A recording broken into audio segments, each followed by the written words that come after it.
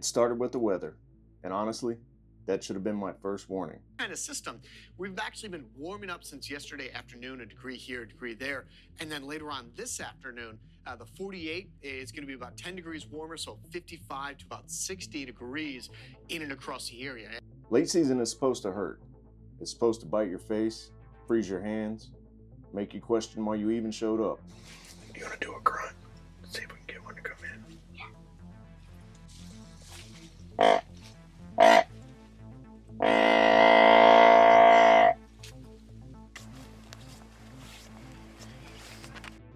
But this time, it didn't. The air was warm. Too warm. The kind of warm that makes you uneasy when you know it shouldn't be there. I was standing on public ground, miles away from comfort, miles away from home, and I remember thinking to myself, this feels wrong. And when the woods feel wrong, they usually are. This was a solo deer hunt, late season, public land. No shelter, no backup plan, just me, my gear, and a question that wouldn't leave my head. Where did all the deer go? Late season deer hunting is usually a mental game. You expect the cold, you plan for it, you accept it. You pack heavy clothes, extra layers, hand warmers, all of it. But this trip, the temperature climbed, not just during the day, even at night.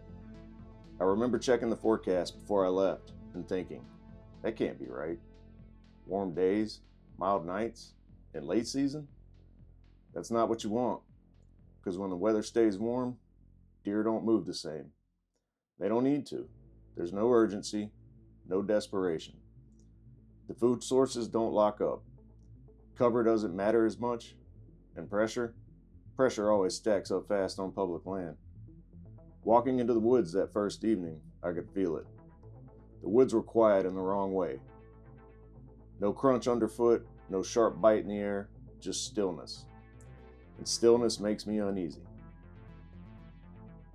I hunted hard that first day. I mean hard. Covering ground, checking sign, glass when I could, slowing down when it felt right. And here's the part that messed with my head. There was fresh sign everywhere. Tracks, trails, areas that should have been getting used, but I wasn't seeing deer. Not moving, not slipping through cover, nothing. It wasn't just slow, it was empty. You know the difference when you spend enough time out here. Slow means they're around. Empty means something's wrong. I kept asking myself, did the pressure push them out? Did the warm weather shut them down? Did they go nocturnal? Are they just not here anymore? Whew.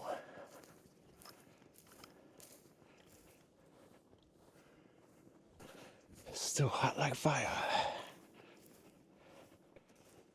I have worked up a sweat. Well, there's definitely a lot more deer in here, and there's just not as much cover for them to hide in. I would have to believe that is why they've moved out for the most part. Found where the deer are not. But at this point in the year, all the dumb ones are dead, and there's a lot less deer than there was a month ago. So that question will eat at you, because when you hunt public land, you already know you're behind the curve. There's no food plots, there's no private sanctuaries, there's definitely no guarantees. All you have is your effort, and effort wasn't paying off. When there's no sign, it's easy to walk away. But when there's fresh sign and no deer, that's when it gets hard, because you know they're here. You just don't know when. That's when I made the decision. The kind of decision that only makes sense when you're already committed. I decided to stay. Not just stay late, I decided to stay all night. All right, what's up, everybody? I'm using the, look at this, use your hand. It's like a little light thing. Anyways, we're doing a solo trip. I'm gonna go out. Just ain't got nothing but my hunting bag, my hunting pack, and I brought my bow. So, that being said, let's go find us a little bush to curl up under tonight. There's like a light above the clouds. You can see the beam shining, and the clouds are blocking it out. It's almost like watching a light go through the woods. I don't know, helicopter? I mean, I don't know. I don't think plane lights move back and forth like that, but might be Santa Claus. So there was that light shining up in the clouds, and I just heard like 8 gunshots. Probably, I don't know. There's another one. The light is just like in the same spot. Shining around. I guess it's, what the hell? Huh. Another gunshot. Shooting rabbits, maybe? Weird. Alright. I went almost a half mile into it. Kind of way out in some wide open bedding. I'm not a big fan of using flashlights going in and out. It's like 10 o'clock at night, so.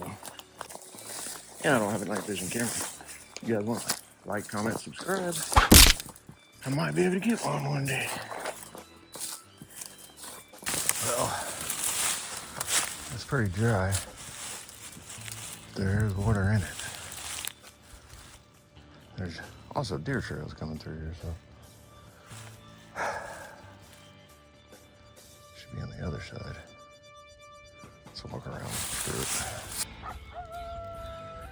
Dude, these things got balls.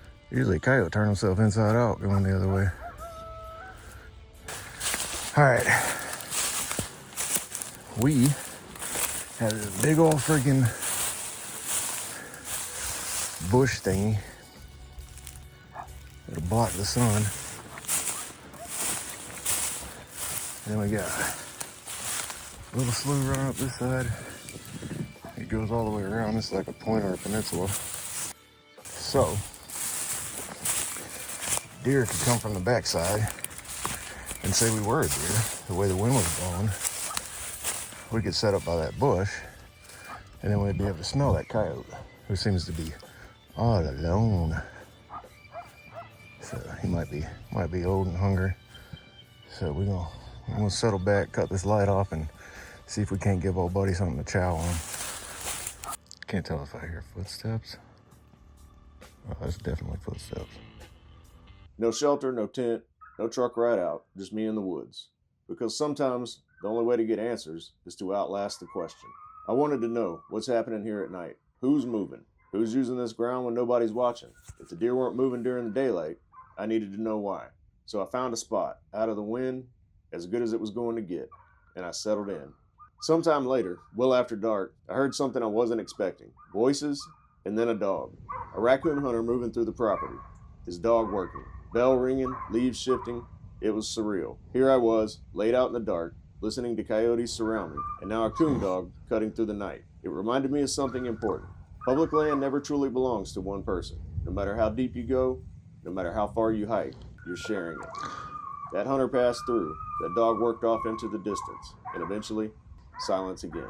I didn't sleep much. You don't really sleep in situations like that. You drift, you wake, you listen. The temperature never dropped like I expected, which almost made it worse. No crisp cold to numb you, just cool enough to keep you uncomfortable. And through it all, the question stayed with me. Where are the deer? The coyotes were everywhere. There was human activity at night and warm weather. It was all starting to make sense. Morning came slow. Gray light pushing through bare branches. I got up stiff, tired, and hopeful. Because after a night like that, you expect something to move. I hunted all day, from first light to last. I changed locations, adjusted tactics, played the wind, and I didn't see a single deer, not one. No doe slipping through cover, no buck cruising, nothing. That's a hard pill to swallow, especially when you've invested that much. When you stayed all night, when you pushed past comfort, when you committed. But sometimes, the woods don't owe you anything. Well, as you can see, it's starting to come down pretty good, so I think I'm gonna get out of here for the morning and then head back to the house, charge some batteries, and try to get out this afternoon. We got some weather coming in tonight. It's supposed to be sustained 29 to 30 something tomorrow, so temperature's supposed to drop fairly decent, so this afternoon might produce something. Walking out that evening, I had time to think, a lot of time. And here's what I think happened. The warm weather kept the deer bedded longer. Night movement increased. The coyotes were thicker than I've heard in a long time. And the pressure sure doesn't help. And when all of that stacks up, the deer just adjust. They move less, or they move smarter, or they move somewhere else. All right, everybody, how's it going?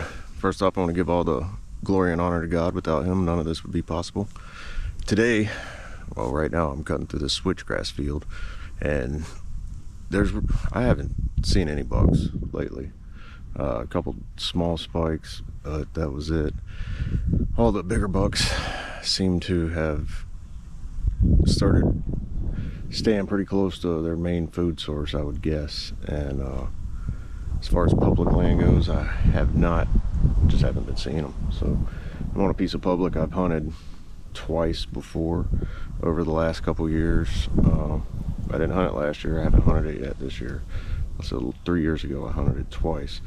But I saw a decent buck in here back then, and I've always seen good sign in here.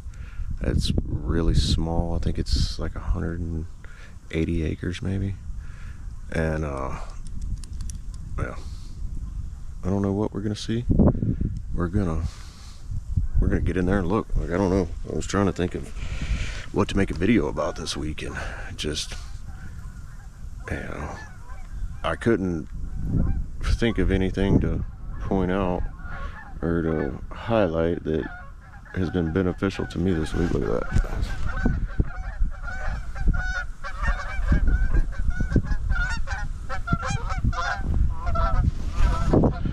Probably should have went goose hunting instead. So I don't know. Got a few more days left of deer season, and see what happens. Duck season, I think, ends tomorrow, and goose season runs till middle of February. So This hunt wasn't about punching a tag. It was about understanding the land, and sometimes the lesson is simple. You can do everything right and still come up empty-handed. That's public land, and that's late season, and that's hunting.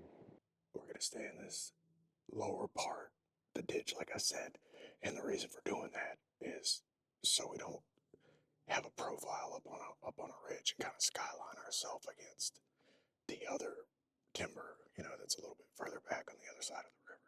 You're not kind of skyline against the sky, but you can still stand out against a further patch of timber. So that's the thinking, and that's what we're gonna do. So let's go gig one.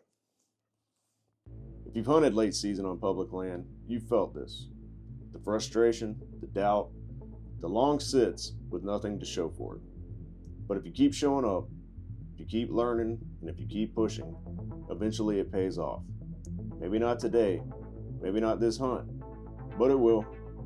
If this video helps you, if you've been there, if you've slept in the woods, heard coyotes surround you, and still got up to hunt the next day, hit the like button and drop a comment. Tell me about your toughest late season hunt.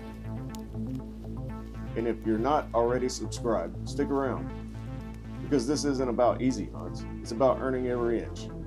I'll see you out there.